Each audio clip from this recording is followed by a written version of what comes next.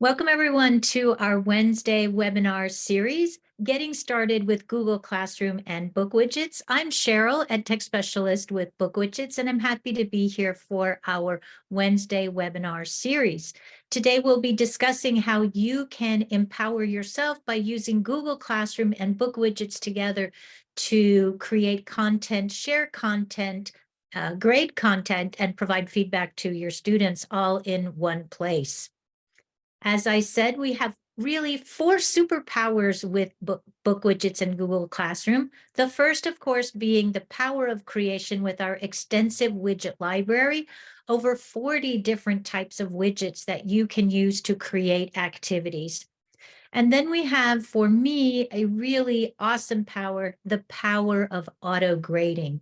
To save time as an educator in my classroom, when I can use BookWidgets to help me grade some of my questions, it's really an awesome power that we can have. So that power of auto grading. The power of sight, which is our live monitoring, real-time monitoring of your students in any classroom environment while the students are working. And then finally, that power of feedback using our robust reporting dashboard where you can review work, grade work, and provide feedback more efficiently and more quickly. And I'll be guiding you through each of these different activities and different superpowers as we have our time together here today. Probably the most important thing that you will need is the BookWidgets Google Classroom extension. This is the extension that you will want to use and enable as you use BookWidgets in your classroom. You can find this extension and download it for free in the Chrome Web Store. And you can see that I have the extension installed right here. Here's my BookWidgets extension enabled in my extension toolbar. And like any of your other extensions, you can enable and disable that as you see fit. So let's go ahead and dive in and explore some of the things that we can do with BookWidgets and Google Classroom. I first just want to show you some sample activities that you might also want to use in your classroom. And the first being a worksheet. This is one of our most popular widgets. And in this worksheet, I have included examples of all of the different question types that you are able to choose from inside BookWidgets. So you can see we started with a video quiz, video quiz activity, and then we have short and extended response, fill in the blanks, marking questions, drag and drop with a word bank. We can also have a drag and drop without a word bank, using tables and filling in tables, true, false, or any other kind of question table. Question tables with multiple answers, so you can have your students select more than one answer from an activity. Annotating pictures, which is really great for our younger learners. Whiteboard activities for drawing, photo. Word ordering activities, where students will put words into order. Also question, complete sentence ordering activities, great for chronology. While we have a separate widget crossword puzzle, we also have a crossword puzzle question that you can include inside BookWidgets. Picture ordering for your students who may just be learning English or your younger learners. Picture multiple choice. So many different activities. A recording activity, word matching, word and picture matching, picture and picture matching, and audio and word matching. Also as well, audio with picture, drag and drop. So lots of different question activities. If you follow me at all on social media, you know that the annotate picture is one of my favorite activities, question types to use. Drag and drop style questions. Grouping questions. We're asked to group a lot on standardized assessments. A grouping question is great practice. And then some specific questions for math and science. So lots of different questions that you can use inside BookWidgets. So we have 40 different templates. A worksheet is one of those templates, and over 35 question types. Another type of activity that we have is the split worksheet activity. And I really enjoy the split worksheet activity because this format is used in my state standardized assessment. In a split worksheet activity, you see that I have a PDF on one side, and you can place that PDF on the left or the right, the top or the bottom. This is totally customizable for you. And then you have your same questions that I just showed you in the quiz. You have those same style questions here in the split worksheet. So we have our worksheet and our split worksheet. Another really great activity that we have is a split whiteboard. And the split whiteboard is where you have some kind of text or instructions on one side and then a drawing activity on the other. And here you can see that you can get your drawing activity. You can choose the size as well as the color. And then the students can start right away on drawing. I like using a drawing activity as a group or a collaborative activity where one student, student number one, might read the instructions and student number two would draw them on their widget activity. So lots of different ways that we can use the split whiteboard activity. And then the video quiz widget. The video quiz widget allows you to embed a video inside an activity and ask student questions. You're in line at the grocery store when, uh-oh, someone sneezes on you. The cold virus is sucked inside your lungs and lands on a cell on your airway. And when we get to that stopping point, the question will pop up and the students will answer the question. What you will notice here is that you can include more than one question at a stopping point. So you're not limited to just one question.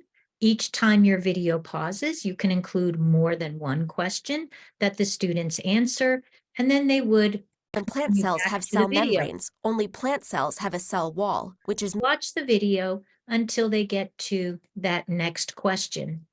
And here you can see we've included, once again, different question types inside that video quiz. So lots of different activities that you can check out, but I wanted to highlight for you the quiz, the split worksheet, the split whiteboard, and the video quiz widget, because they are our 4 most popular widgets. We're going to now dive into Google Classroom so we can see exactly how these widgets will interact inside our Google Classroom. The ability to create content directly inside Google Classroom, grade the content inside Google Classroom is really important for me. I don't want to be creating and then copying and pasting somewhere else. I want to make the use of technology easy for me and easy for my students. So we have inside our Google Classroom, don't forget, you will want to have that Chrome extension installed in order to create your widget. Now, if you don't have that Chrome extension installed, you can still use BookWidgets directly inside Google Classroom. It's just that the Chrome extension will make it easier for you. So here you can see I've logged into my Google Classroom as a teacher. I have my classes here, and I'm going to come up to my Chrome extension, and I'm going to select Create Assignment. Now we can also do the exact same thing by selecting our English Language Arts class or any class, coming to Classwork and selecting Create, but that was 3 clicks. And why not just come here and select Create Assignment? So I'm going to select Create Assignment. And you may be asked to log into BookWidgets like I am being asked to log into BookWidgets. Once you're logged into BookWidgets, you will be at your BookWidgets dashboard. So I am at my BookWidgets creation dashboard, which has all of my widgets that I've already created, but you can see that I am directly inside my Google Classroom. I could choose to select a ready-made widget, but I want to walk you through the steps of creating your first widget if you are new to BookWidgets and Google Classroom. So I'm going to come right down here to the lower left where I have that green button that says Create New Widget. I'm going to select Create New Widget, and as I select Create New Widget, I then will have all of my widgets available to me that I want to choose from. As I said, we have an extensive list of widgets that you can choose from, and our most popular ones are right here that I highlighted for you: the quiz, the worksheet, the split worksheet, and the video quiz. But we have so many more, so make sure that you explore all that BookWidgets has to offer. Our game widgets, including, as I mentioned, the crossword puzzle. We also have a word search, a snowman widget, bingo, randomness spinner, which is great for group activities. Some of my favorite widgets are in this magenta section, the pictures and videos, the hotspot image, before and after, random images, and an image carousel. Then we, of course, we have our specialized widgets for math and science.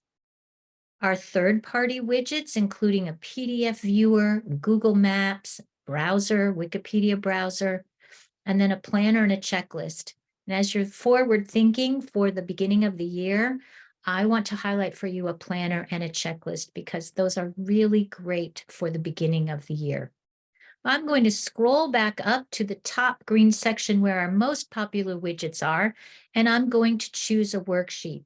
Now, the only difference between a quiz and a worksheet is that a worksheet is a scrolling piece of paper with all of the questions visible at once, and a quiz provides you one question at a time.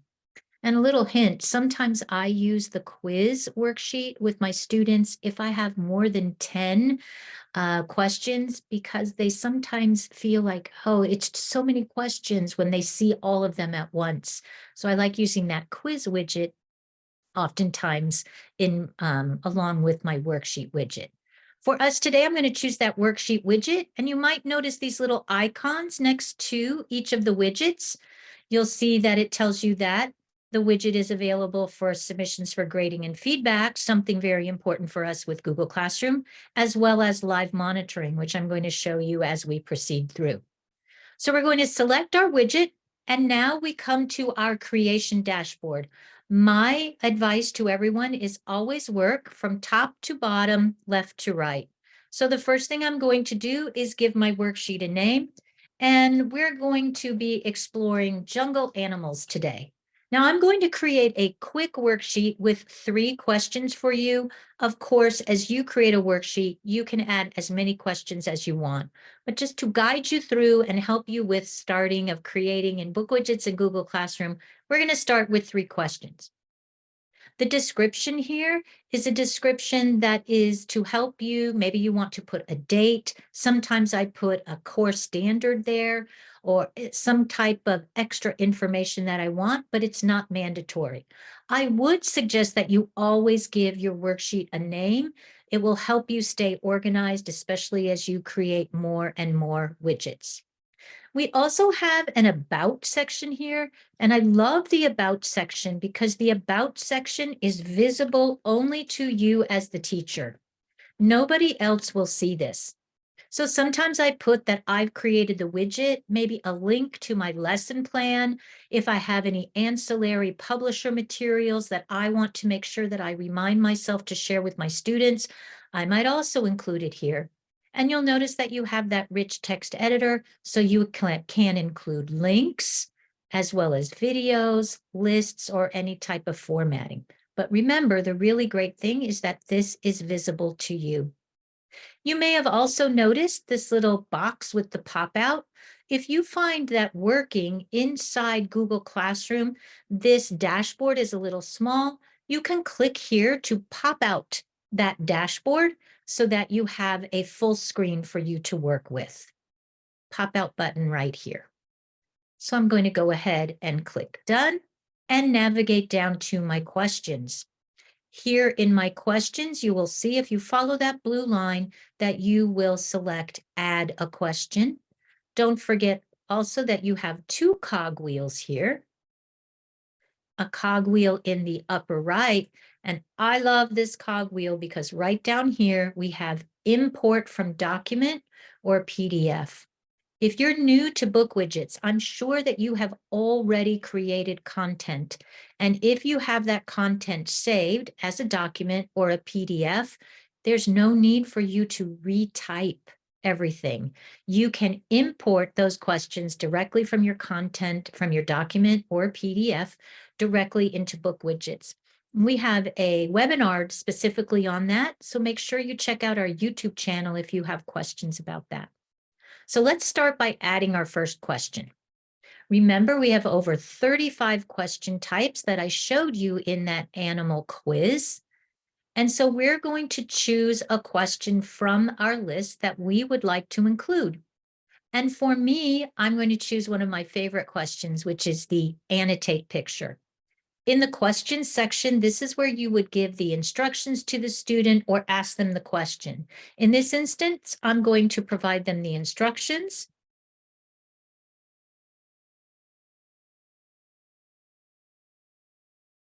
Label the animals according to the picture.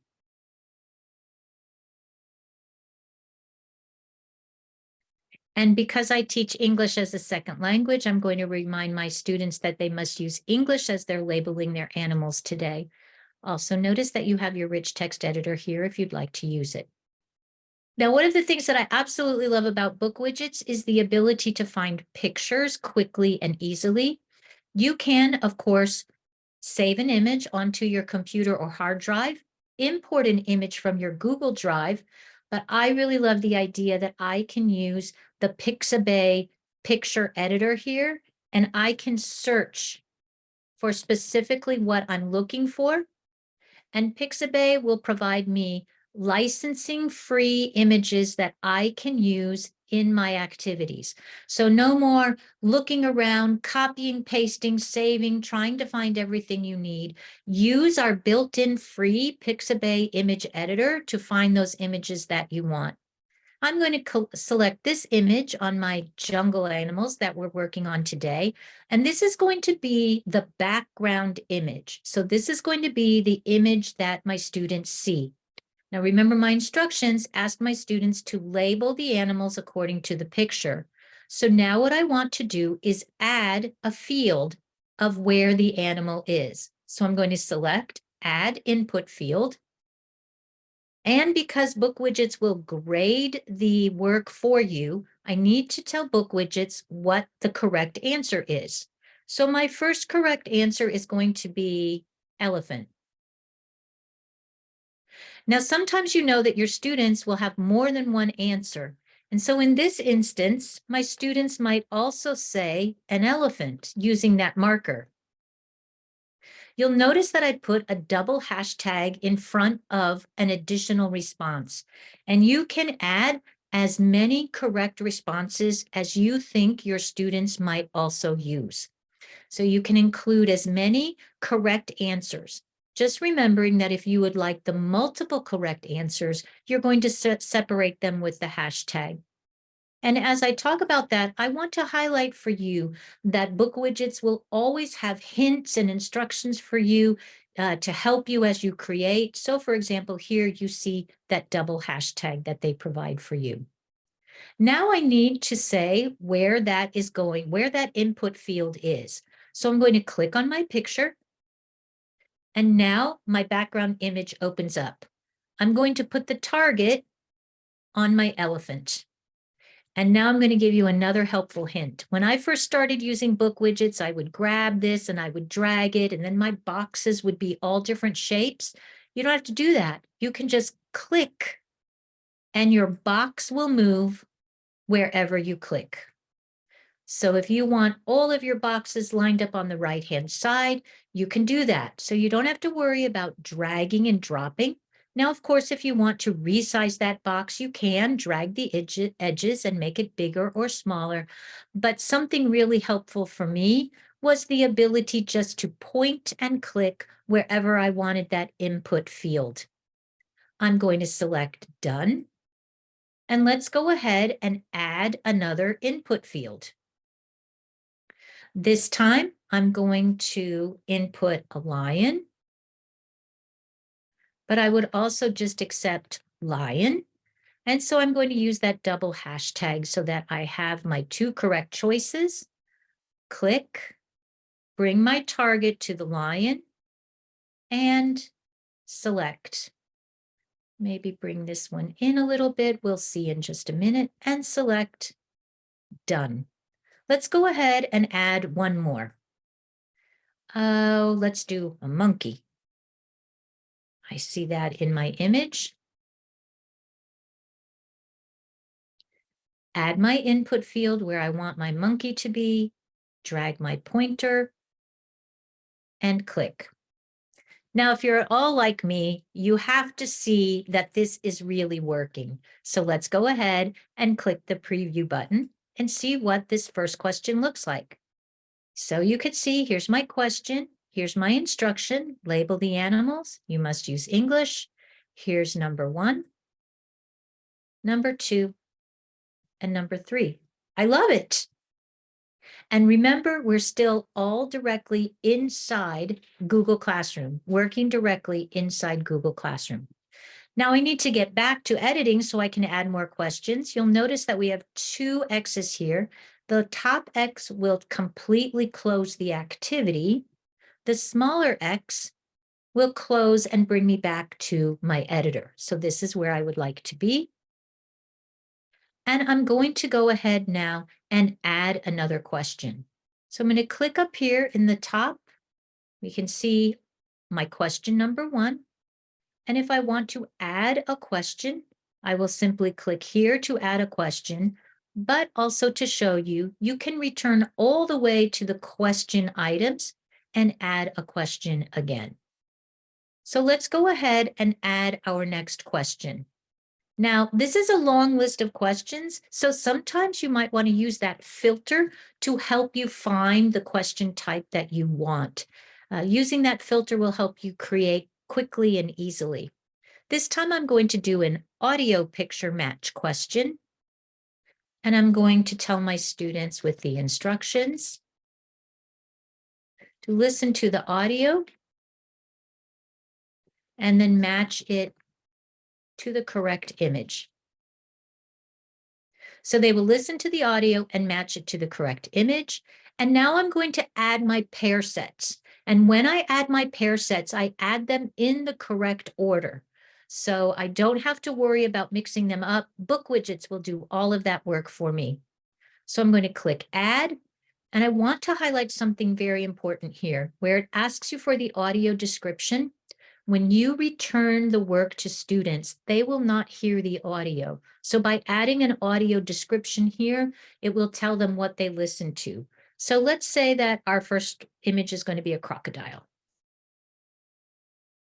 I'm going to remind my students that the audio was the audio of a crocodile. And now I'm going to record. Once again, everything is inside Google Classroom, so we don't have to save and go anywhere else. BookWidgets is about making your life easier and working smarter, not harder. We don't believe in technology just for technology's sake at BookWidgets. Over a third of the staff members at BookWidgets are teachers, so we know what it's like to use technology in the classroom, and we want to make work easy for you. So once again, we have the ability to choose a ready-made recorded file, import something from Google Drive, or record on the fly. I'm going to record on the fly.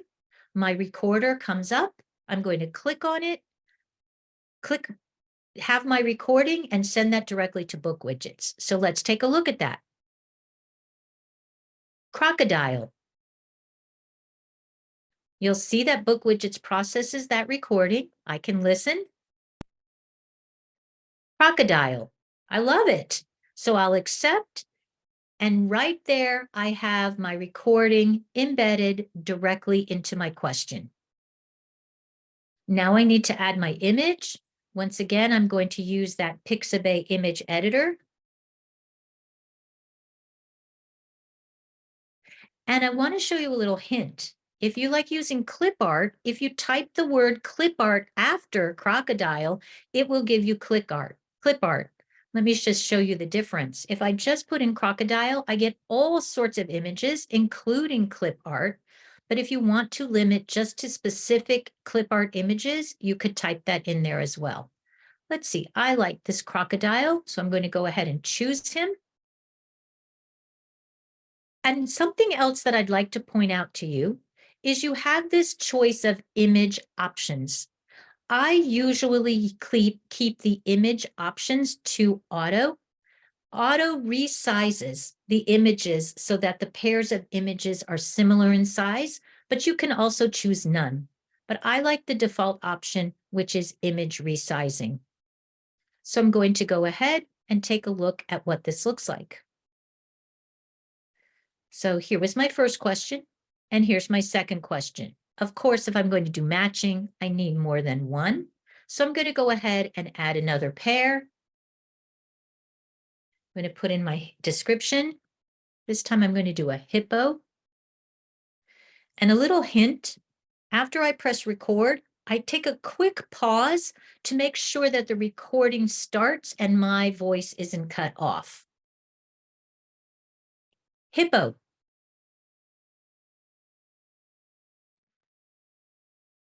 Hippo. Accept. Come get my image.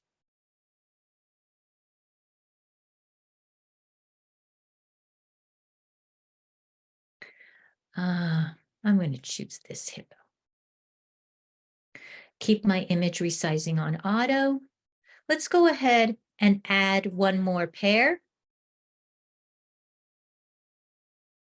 This time I'll do giraffe.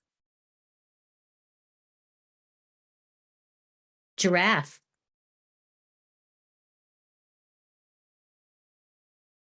Add my image.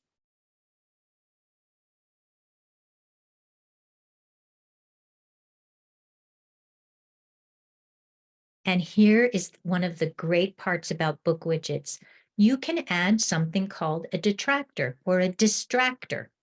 And that would be having either an extra image with no match or an extra audio with no match. I'm going to do an extra audio. Sometimes my students confuse hippo and elephant. Elephant.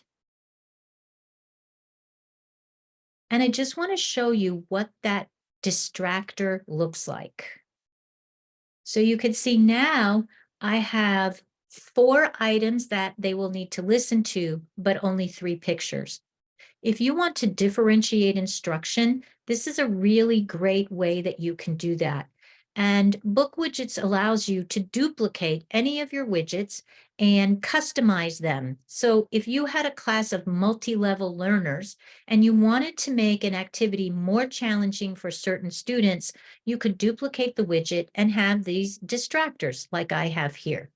So I love all of the ways that BookWidgets will allow you to accommodate your students. Let's do one more question. And in this last question, I'm going to do a question that I will need to grade on my own. And in this, I'm going to ask my students to write a paragraph.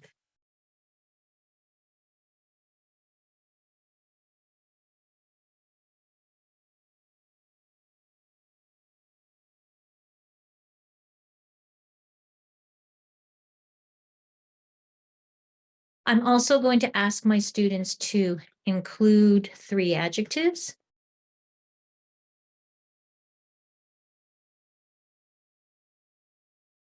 Remind them that they need to write in English, and then I will grade them on grammar and mechanics.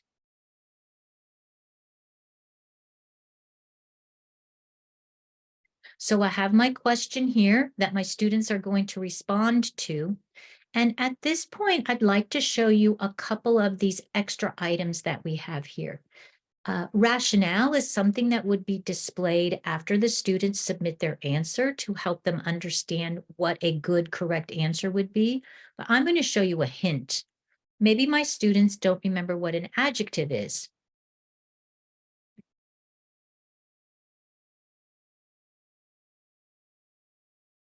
So I'm going to provide them a little hint.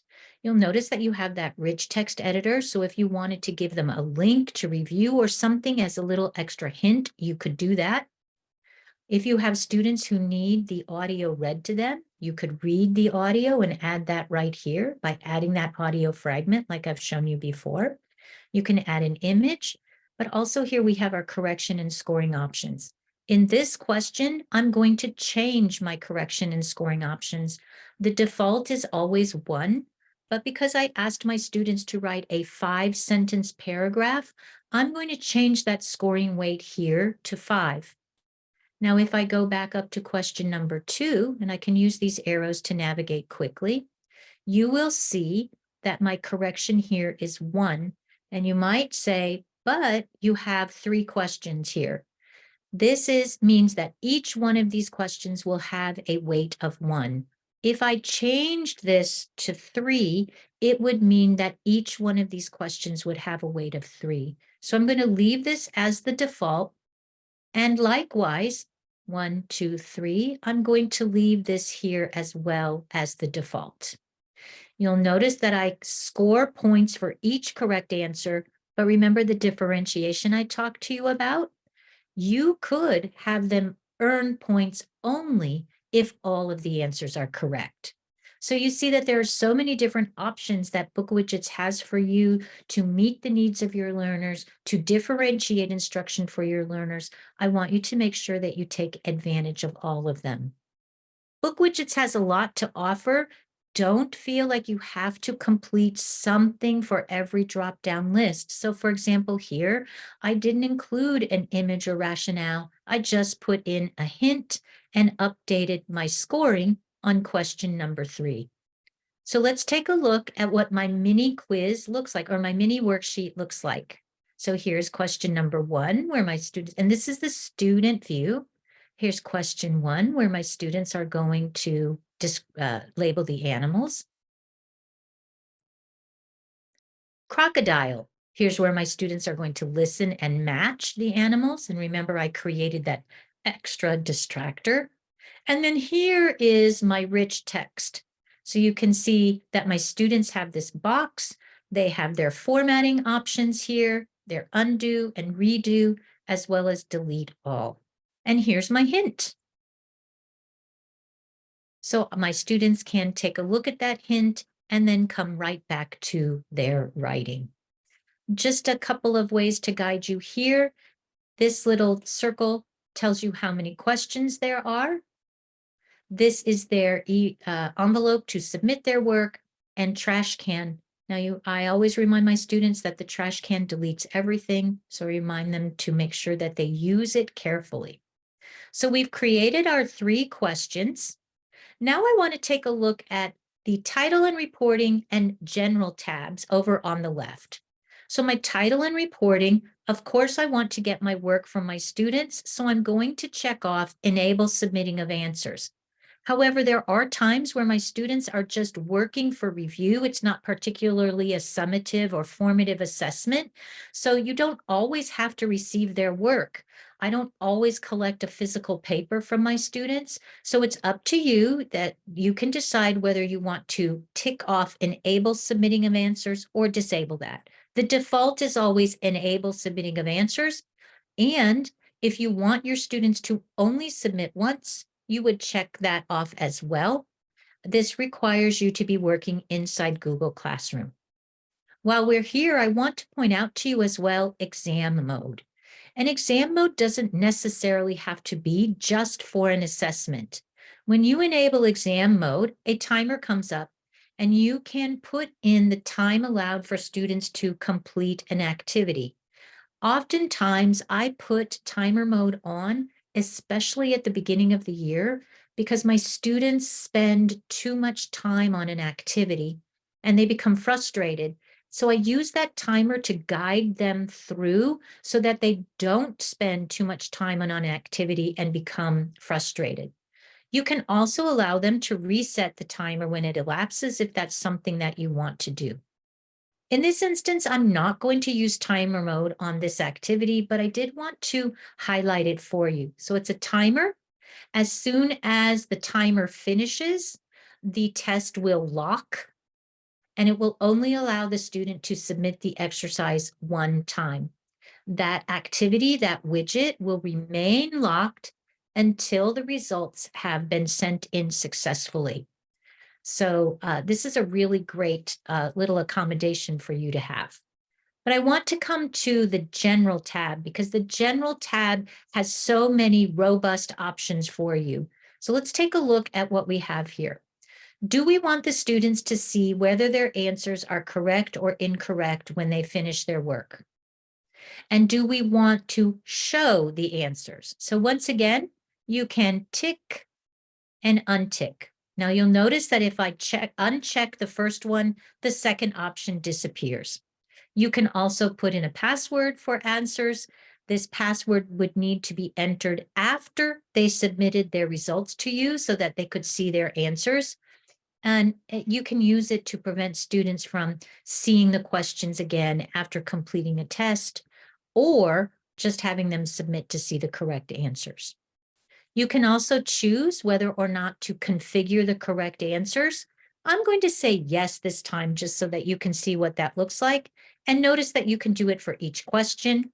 I also like my students to see the points associated, as well as the score. And you can choose no score, score only, or score versus maximum. If you allow students to revise their work, you would want to check off the allow student to correct update answers.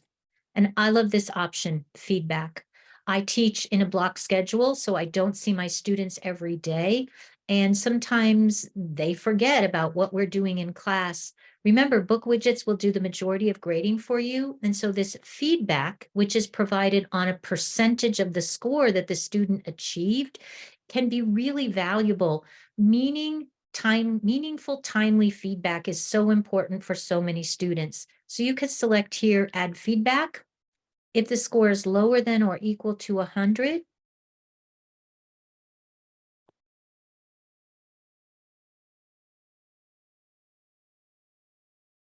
and you'll notice once again that you can provide links, you can provide images. So for example, my students who received 100, I might say to them, here is a fun activity for a bonus.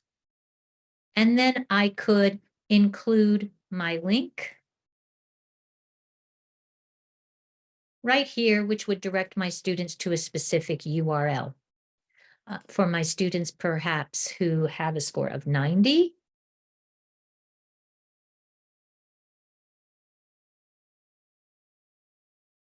encouraging them. And then let's say I wanted to add something for my students who were a little bit lower.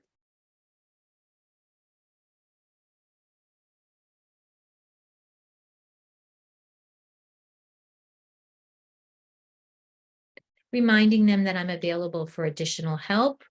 Or maybe I would want to let them know that we have tutoring available.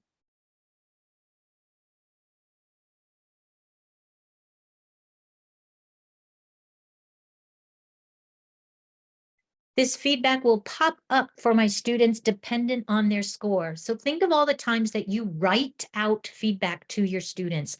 How much time would this save you? And you can include, it doesn't have to be by the multiples of 10. You can include it according to the grading scale that your school or district uses. You can adjust these numbers to any number you want. So they don't have to just be on the 10 set. And you can show that in feedback as part of the returned work, only in the widget, or only as part of the returned work. I do it directly inside the widget. Are you a social studies teacher or a science teacher or a math teacher who wants students to do things in a specific order? You can select that questions must be answered in a strict order. You can also include the question ordering and numbering. I like to do random order questions.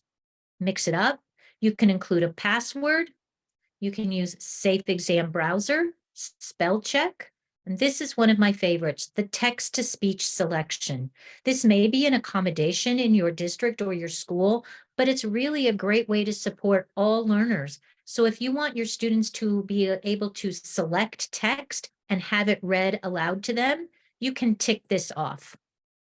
And when you tick it off, you will select the browser to text speech and the language. There's also a built-in calculator, and you can choose what kind of calculator you would like, an equation editor, and lots of other options for you under that general tab. So make sure as you're setting up your first widgets, you really pay attention to the question section, the title and reporting, and the general section. So we have our widget all done, all set up like we wanted to. Let's take a look. Now you see here, I added my points for question and they're showing up. So I have question number 1, question number 2, question number 3. I have my submit button so my students know that they will need to submit. I think that I'm ready to go. So everything is done here in my widget and it's ready to be prepared. Now I'm going to share that widget. And I'm going to once again stay directly inside Google Classroom. And I'm going to share that widget by selecting my course. I'm going to put it into my English Language Arts course. And I'm going to send it directly to Google Classroom. If you created more than one widget, as we talked about differentiating instruction, then you may want to save it as a draft and send your advanced widget to one group of users and your basic widget to another group. But I'm going to send this to everyone in my Google Classroom. I'm going to put in my due date if I want to, and any instructions that I want. And you can see here on my teacher dashboard now, here is my jungle animals, which I just created. But I want you to see this as well from the student point of view. So let's go ahead and take a look at what this would look like from the student point of view as well. And then I'm just going to make this a little bit smaller because I want to show you that live mode and what live mode looks like. So I want you to be able to see the teacher view and the student view at the same time. So on my right-hand side, I'm logged into my student. My student can go to their classwork page, or they can look directly from their stream. So nothing has changed with the flow of the work inside Google Classroom. So Alexis is going to click on Jungle Animals. She's going to open up, she sees it's assigned, she's going to open up the Jungle Animals assignment. When she opens up the Jungle Animals assignment, it's exactly what we saw when we were creating our worksheet. We have my instructions, but now I want to show you the magic from the teacher's end. Remember your Chrome extension? I want you to come up to your Chrome extension and select Live Widgets. This is where you will be able to see your students working directly in real time. This is such a game changer for me inside Google Classroom. I'm going to come inside and I see Jungle Animals was opened less than a minute ago. As a teacher, I say, who's working on it? Alex is working on Jungle Animals. How's she doing? Oh, I don't see a score yet. I don't see that she's done anything. And if I saw that this timer elapsed to 5 minutes or 6 minutes, this would be a cue to me that I might need to reach out to Alex and see, is she not understanding the directions? Is she having some technical difficulties? And I don't have to call out students. I don't know about you, but when I was in school, my teacher would always say, raise your hand if you need help. I was the student who needed help, but I would never raise my hand because I knew that other students would make fun of me. So now you're able to see if your students need help in real time. Let's hop back over here to the student side. My student side is on the right-hand side. Number 1, I know is elephant. And I want you to see immediately as Alex started working as a student, her work is coming up here. Label the animals according to the instructions. I can even click on Alex's name and I can see her work. And look, BookWidgets has already graded her work. Number 2 was a lion. And as soon as she enters that work, look from the teacher point of view. So I can see in real time exactly how my students are doing. And so I would be able to see how is Alex and any of my students doing on their activities. So here I've drilled down to one individual student. Here, of course, I would have a long list of all of my students. I just have Alex in my class for demonstration purposes, but you would have all of your students. And so you have the ability to look individually by student, but also by question. And you would use this arrow to navigate to the next question. So you can navigate quickly and easily through questions, or you would have the same arrows to navigate quickly and easily through students. The ability to see students in live mode really allows you to help your students in real time. And remember, I checked off, show my students their answers are correct. As we were doing a practice activity, my student would know, all right, I don't have my check mark, so I need to do something here to correct elephant. And now elephant is correct. And I can see, clicking on Alex's work, elephant is now correct. We're going to go ahead and try some matching. Oh, wow, that was lucky of me. I am smart today. We can see that if I choose this distractor, I don't have the answer correct, and I can come back and listen and try again. Giraffe. Hippo. And students can listen to the answers, the audio. Crocodile, as many times as they would like. And then finally, we have our extended response activity. And you'll see that the students, while the students are writing, I can click directly in to see what they are doing in real time. And so Alexis has written her essay. She's answered her questions. And just like you would do in Google Classroom, she's going to submit her work.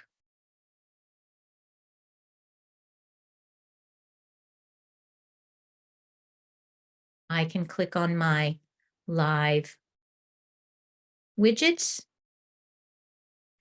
If you're asked to log in, that's all right. And you'll notice students are never asked to log in or create an account.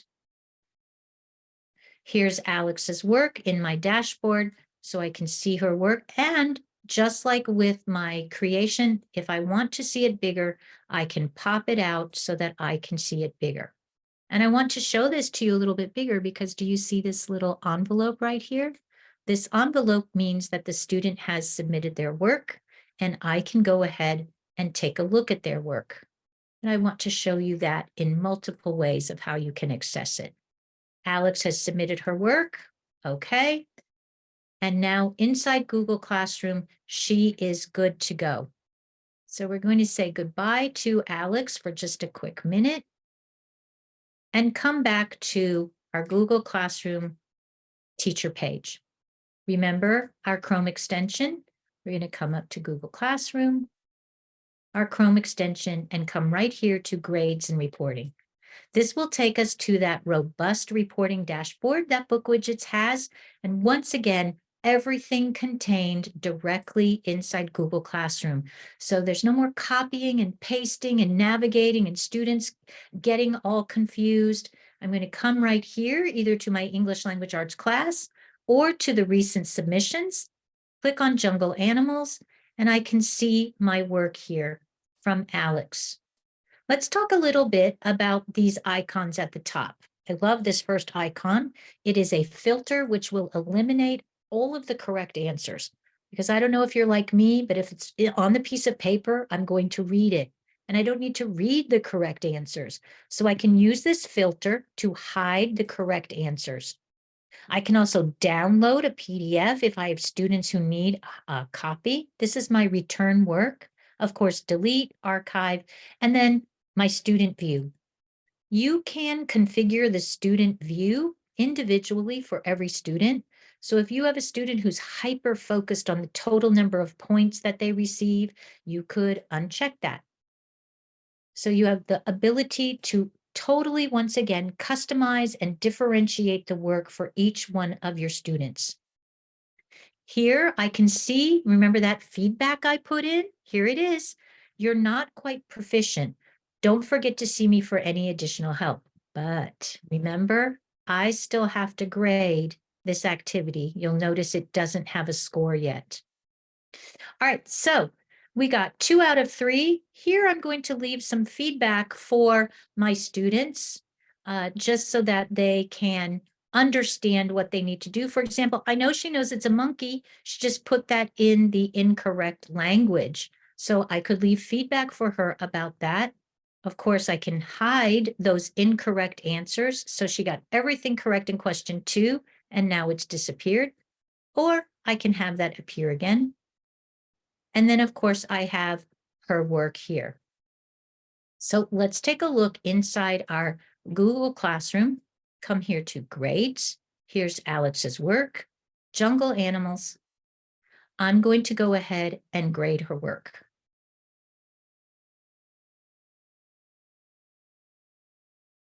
When I grade her work, I'm told that I do have to grade something here.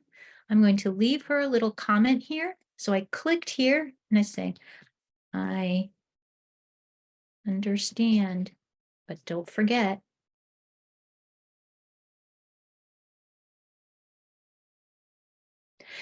And I can adjust the points here if I wanted to. So if I wanted to give her partial credit, I could do that as well. I'm going to enter a comment here. Well done.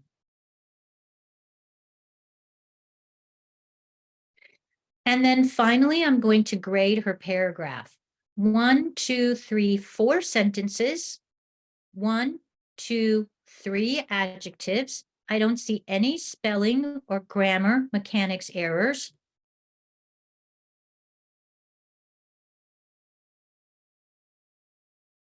So I'm going to remind her that I would like 5 sentences. I'm going to go ahead and give her her score here. So now she has a score of 4 out of 5. And look what happened to the feedback.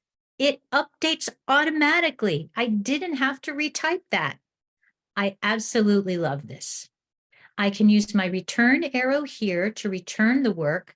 But something that you might want to do if you have a long list of students, I don't know about you, but I had over 40 students in my classrooms, is I would come here to this cogwheel. I would select all and return all of the work at once.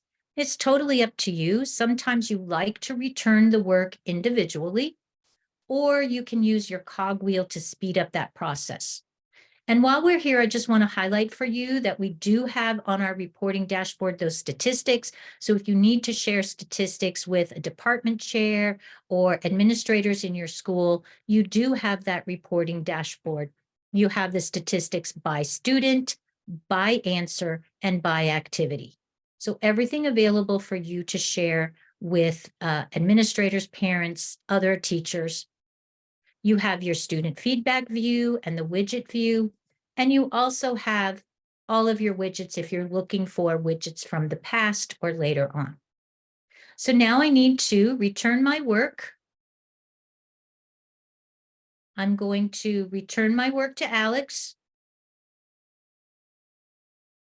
And you want to make sure that you wait for the green bar that says the work has been returned. Now we can come back to Alex's work. Let me go ahead and close this. Come back to her work. I'm going to refresh the page so that Alex can see her work as well. It says that she's turned it in and she's ready to go. And then she can see her work that's been graded as well, as well as any feedback from me that she would like to see. So everything included directly inside Google Classroom, ready for Alex to work on.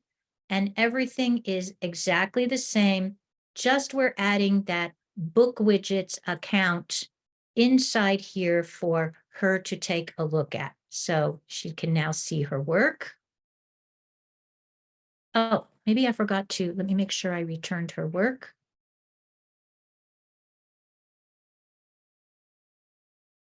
Okay, all of her work is returned. And Alex will be able to see her work as it is returned by the teacher.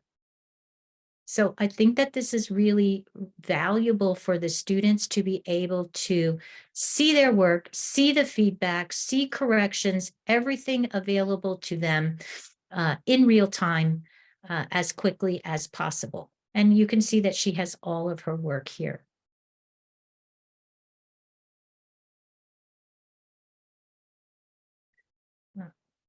Let me sign in. It's Alex. So that's the total feedback loop that we have inside BookWidgets for you inside BookWidgets and Google Classroom. I hope that you really enjoy being able to see those 4 superpowers of creating content, using the question bank, seeing students work live, and returning their work directly inside Google Classroom. Providing that feedback, I think, is just so important, and the ability for students to be able to do their work. I'm wondering how you think you might use BookWidgets in your classroom. Thousands of teachers have been using BookWidgets and sharing hundreds of thousands of lessons every day for all types of learning and all types of activities. We can use it in a flipped learning classroom, in a blended learning classroom, in a hybrid classroom, a remote classroom. We can use it for review, remediation, and individualization. All you have to do is imagine the perfect lesson, and BookWidgets will help you create that perfect lesson. Remember, you don't have to start from scratch. You just need to have an activity that you've already created, and you too are ready to begin creating some awesome lessons.